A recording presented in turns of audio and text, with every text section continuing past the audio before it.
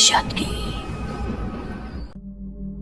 कहते हैं कि वो मुर्दा घर ब्रिटिश काल में सन 1940 में बनाया गया था और उसके कुछ ही सालों बाद कुछ असामान्य घटनाओं के चलते उस मुर्दा घर को बंद कर दिया गया।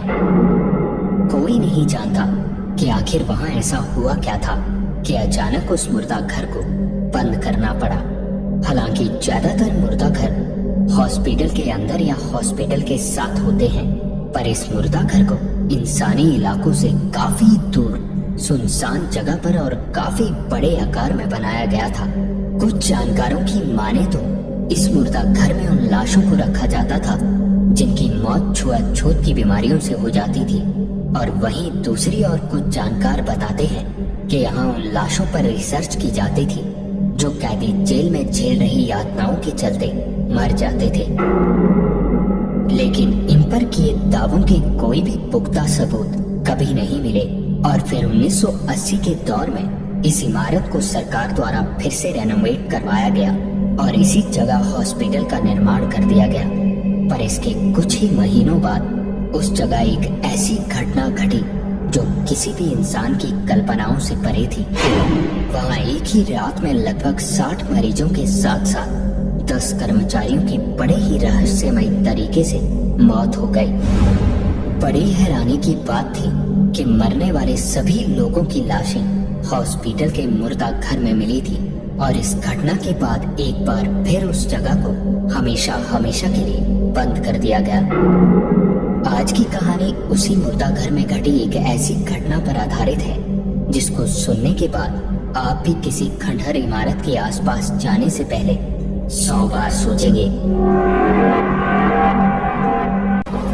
बारिश बहुत ही ज्यादा और तेज हो रही थी। हिमाचल के दूर दराज इलाके में अपनी पूरी रफ्तार में दौड़ती एक गाड़ी अपने गंतव्य की तरफ बढ़ रही थी कि तभी अचानक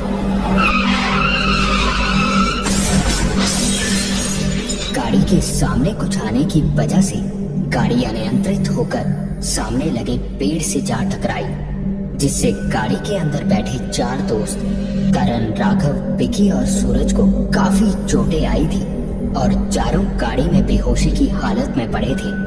ये चारों दोस्त दिल्ली से हिमाचल घूमने आए थे और हाईवे पर लोगों के लाख मना करने के बावजूद भी इस कच्चे रास्ते से अपनी मंजिल की तरफ निकल पड़े। और थोड़ी देर बाद जब करण को होश आया तो दर्द से कराहते हुए उन तीनों को उठाने की कोशिश करने लगा। करण के उठाने पर राघव और विकी भी दर्द से कराहते हुए उठे, लेकिन सूरज को सर पर गहरी चोट लगने की वजह से वो अभी भी बेहोशी की हालत में था। किसी तरह उन तीनों ने सूरज को गाड़ी से निकालकर एक पेड़ के सहारे बिठाया और वो तीनों चारों तरफ घूमकर देखने लगे, पर उस रास्ते में दूर दूर तक कोई इंसानी घर या गाड़ी कहीं नजर नहीं आ रही थी कि जिससे उन्हें मदद मिल पाती। कि तभी एक हाथ से सूरज को पकड़े करण ने आसपास देखते हुए कहा, यार कुछ भी करके सूरज को हॉस्पिटल पहुंचाना बहुत जरूरी है, काफी खून बह चुका है। और ये सुनते ही साथ खड़े राघव का कहना था, पीछे पैदल जा नहीं सकते क्योंकि लगभग 30 किलोमीटर तक हमें कुछ नहीं दिखा, ना कोई इंसान और ना ही घर। आगे की तरफ जाएंगे तो भी कोई पता नहीं है कि कोई मदद मिलेगी या नहीं। ऐसा लग रहा है जैसे हम यहाँ फंस चुके हैं यार।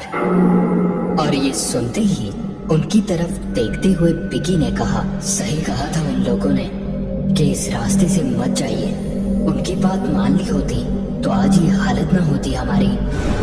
और इन दोनों की बातों को सुनता हुआ राघव थोड़ा चिढ़ता हुआ बोला, अब जो भी हुआ उसे छोड़ो और आगे बढ़ते हैं, शायद कुछ न कुछ मिल जाए आगे।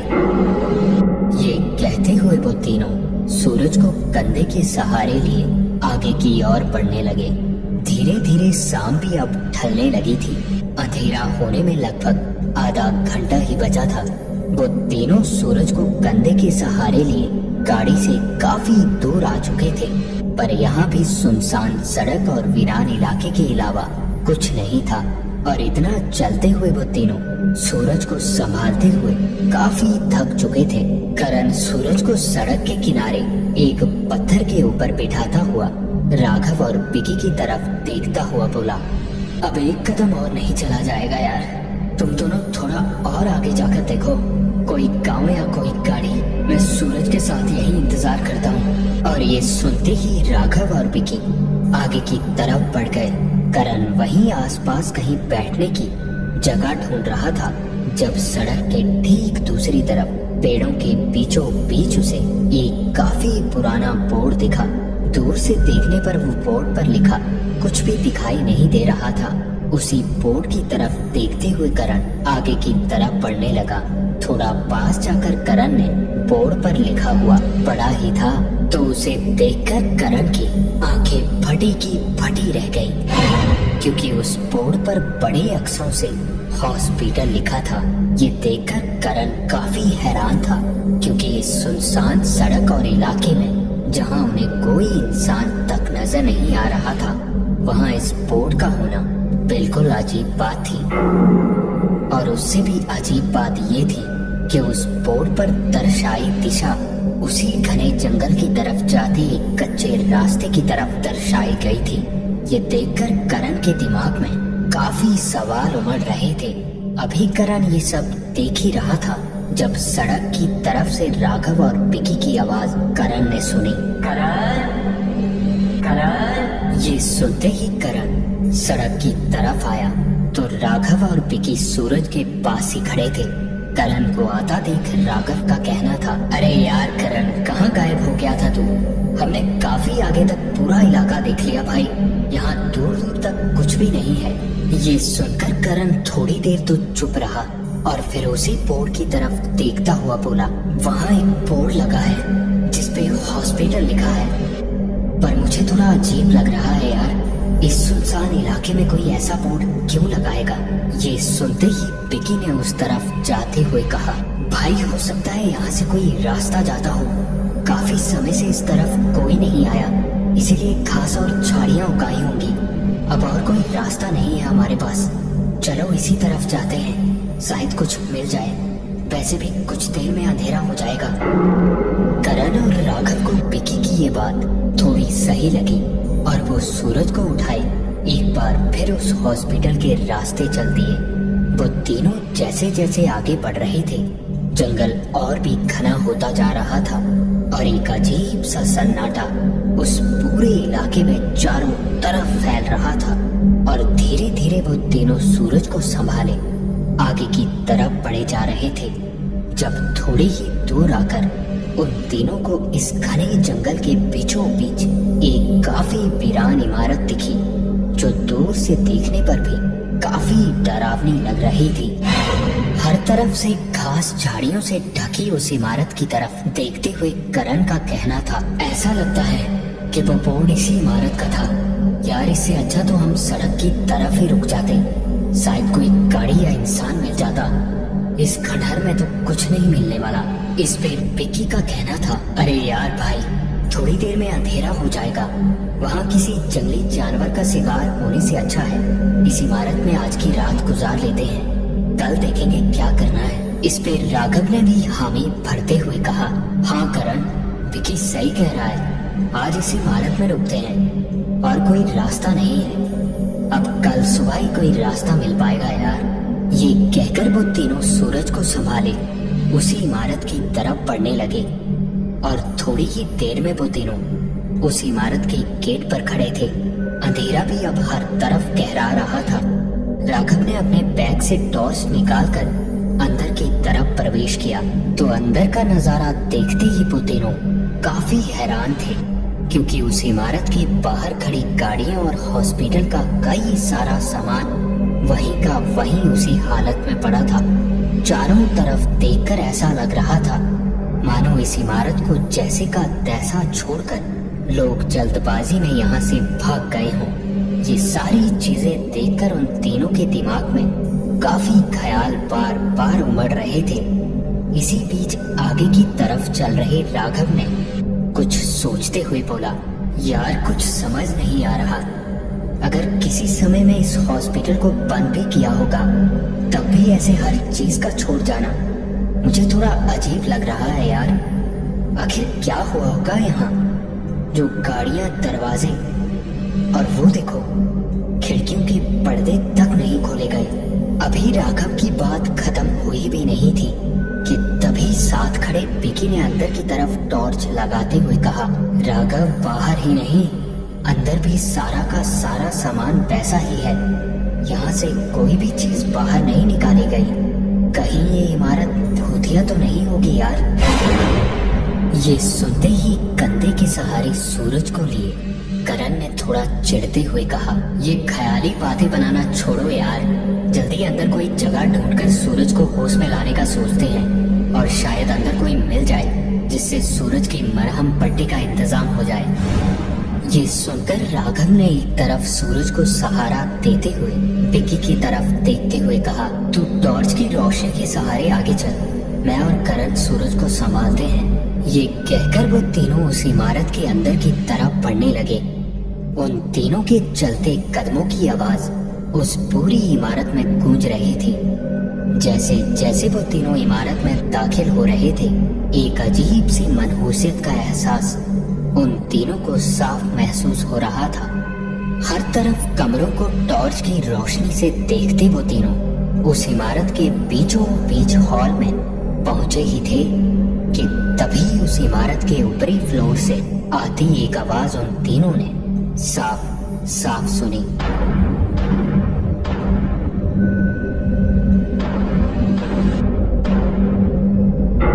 इस आवाज को सुनने से ऐसा लग रहा था मानो कोई लोहे के ताबूत में बंद बाहर निकलने को छटपटा रहा हो।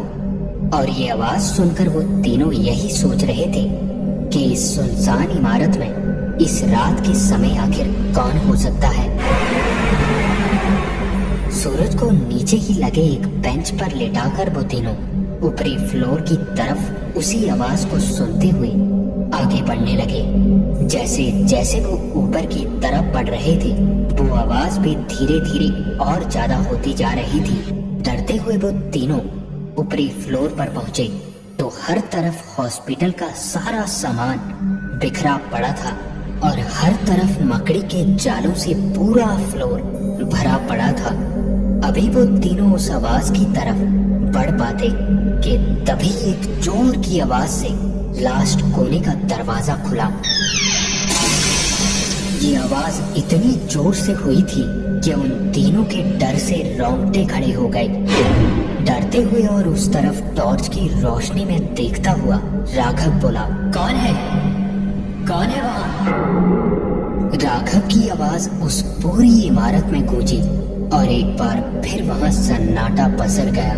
इन सभी हो रही घटनाओं से अब उन तीनों के अंदर काफी डर बैठ चुका था।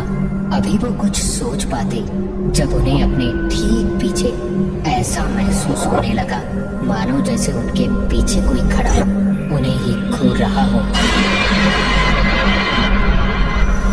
डरते हुए उन तीनों ने मुड़कर पीछे देखा तो टॉर्च की रोशनी में वहां उड़ती धूल के अलावा कुछ नहीं था। इतने में डरते हुए पिकी का कहना था, यहाँ कुछ गड़बड़ है भाई, चलते हैं यहाँ से। मैंने पहले ही कहा था यहाँ कुछ तो अजीब है। पिकी का इतना कहना भर था जब नीचे के फ्लोर से एक बड़ी भयानक चीख उन तीनों ने साफ साफ सुनी।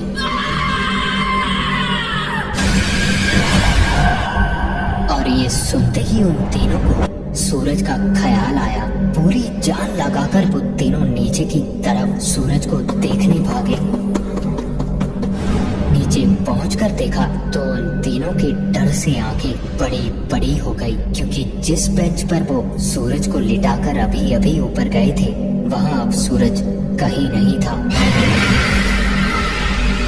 डरे हुए वो तीनों चारों तरफ उस इमारत में सूरज को ढूंढने की कोशिश करने लगे, पर सूरज वहां कहीं नजर नहीं आ रहा था।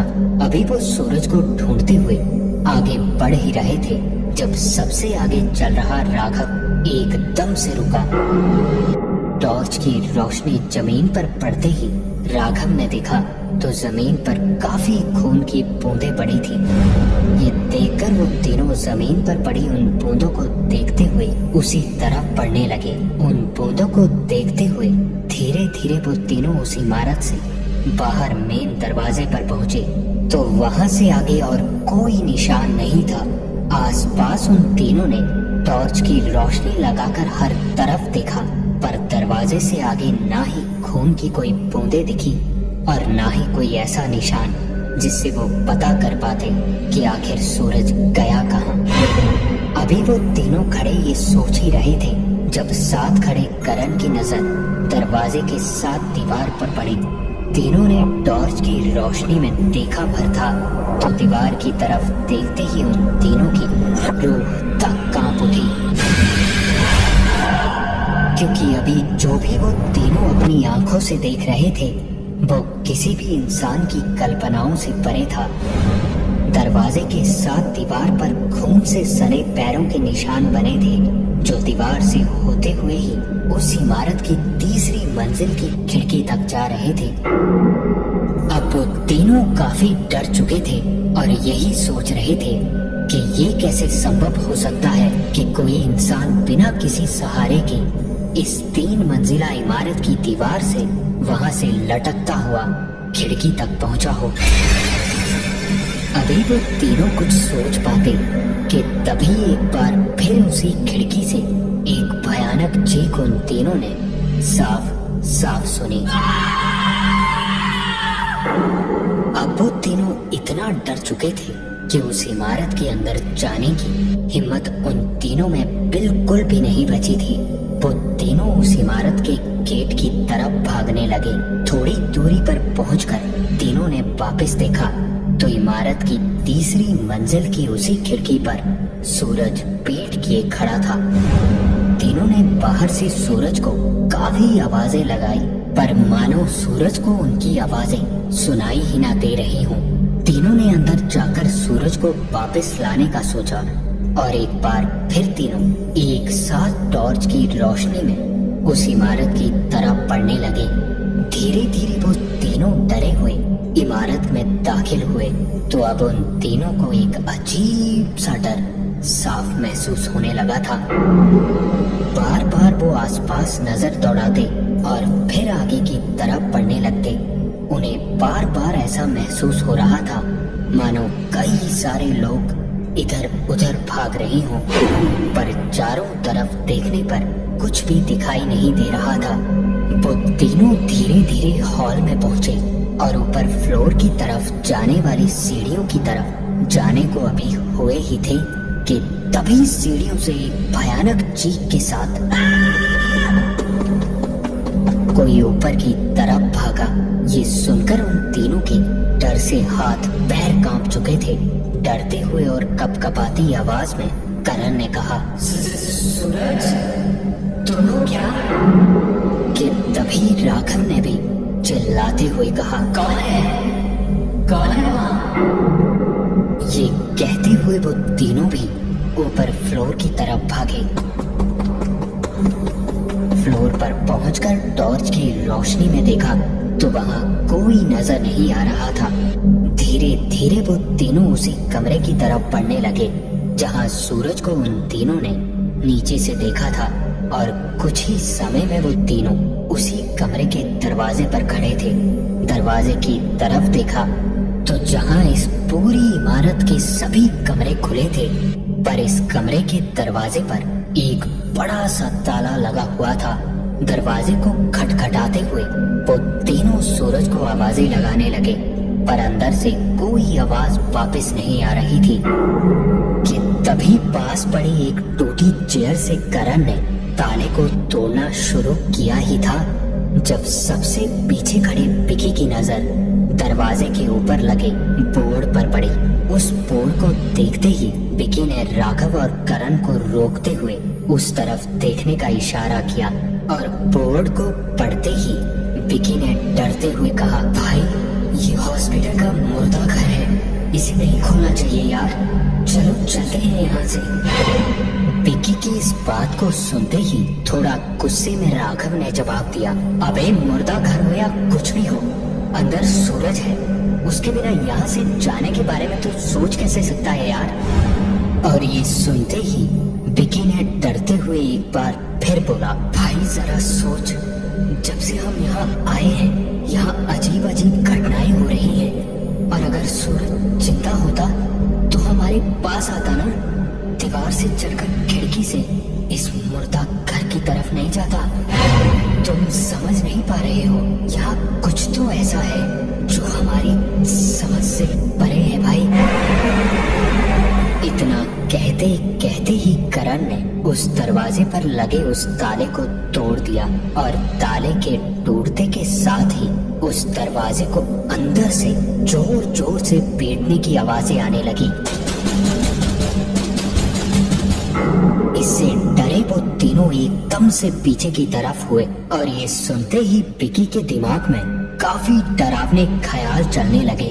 वो इतना डर चुका था कि उठकर वहां से बाहर की तरफ भागा। विकी को ऐसे भागता देख करण और राघव भी अब काफी डर चुके थे, पर सूरज का सोचकर उन दोनों ने हिम्मत करके धीरे धीरे उस कमरे का दरवाजा खोला। और दरवाजा खुलते ही उसी खिड़की पर सूरज अभी भी खड़ा था। एकदम दोनों सूरज की तरफ भागे और उसके पास पहुंचकर उसे बाहर लाने की कोशिश करते उससे पहले ही एक अजीब सी मुस्कुराहट के साथ सूरज ने उन दोनों की तरफ देखा और कमरे के दूसरी तरफ हाथ का इशारा करते हुए धुएं की तरह उन दोनों के देखते ही देखते गायब हो गया। राघव और करण कुछ भी सोच पाते उससे पहले ही उस मुर्दा घर का मेन दरवाजा अपने आप ही बंद हुआ और उन दोनों की चीखों से पूरा हॉस्पिटल गूंज उठा।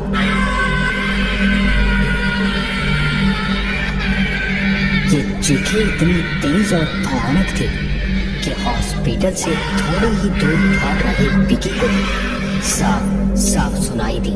विकी को अब समझ आ चुका था कि वो बहुत बड़ी मुसीबत में फंस चुके थे। विकी ने अपनी पूरी जान लगाकर सड़क की तरफ दौड़ लगा दी। दौड़ते हुए विकी को उस इमारत से आती चीखें अभी भी साफ सुनाई दे रही थी। विकी भागता हुआ ही कभी पीछे देखता और कभी आसपास। सड़क से थोड़ी ही दूर पहुंचा होगा विकी जब एक पेड़ से तेजी से भागता हुआ टकराकर जमीन पर गिरते ही बेहोश हो गया। और जब होश आया तो वो हॉस्पिटल में था। आसपास देखा तो काफी डॉक्टर और पुलिसकर्मी वहीं खड़े थे। विकी के होश में आते ही एक इंस्पेक्टर ने उसके पास आते हुए कहा, अब कैसे हैं आप? क्या हुआ था वहाँ? कुछ बताएंगे मुझे? और ये सुनते ही विकी ने कल रात घटी सारी घटना इंस्पेक्टर को बताई। तो ये सारी बातें सुनकर वहाँ खड़े सभी कर्मचारी काफी हैरान थे, क्योंकि जिस इमारत की बात विकी इंस्पेक्टर को बता रहा था वो इमारत कई सालों पहले तोड़ दी गई थी और अब वहाँ उस इमारत का कोई नामो निशान भी नहीं था। इसके बाद इंस्पेक्टर ने विकी से जो कहा वो सुनकर विकी के कदमों तले जमीन खिसक गई, क्योंकि इंस्पेक्टर का बताना था, हमने पूरी जांच कर ली है। आपकी गाड़ी पेड़ से टकराई थी जिसमें आपके 3 दोस्तों की मौत हो चुकी थी। आपकी सांसें चल रही थी, इसीलिए आपको हॉस्पिटल लाया गया। और आप जिस इमारत की बात कर रहे हैं ऐसी कोई भी इमारत अब उस पूरे इलाके में नहीं है। लगता है आपको कोई वहम हुआ है। हमने पूरी तफ्तीश कर ली। आपके तीनों दोस्तों के सिर पर गहरी चोट लगने की वजह से मौत हुई थी। इंस्पेक्टर की कही सारी बातें सुनकर विकी कुछ भी समझने की हालत में नहीं था, क्योंकि वो पूरी घटी घटना विकी ने अपनी आंखों से देखी थी। आज इस घटना को घटे 19 साल हो चुके हैं, पर आज भी विकी उस घटना के बारे में सोचकर कांप जाता है। और ये थी आज एक कहानी ऐसी भी।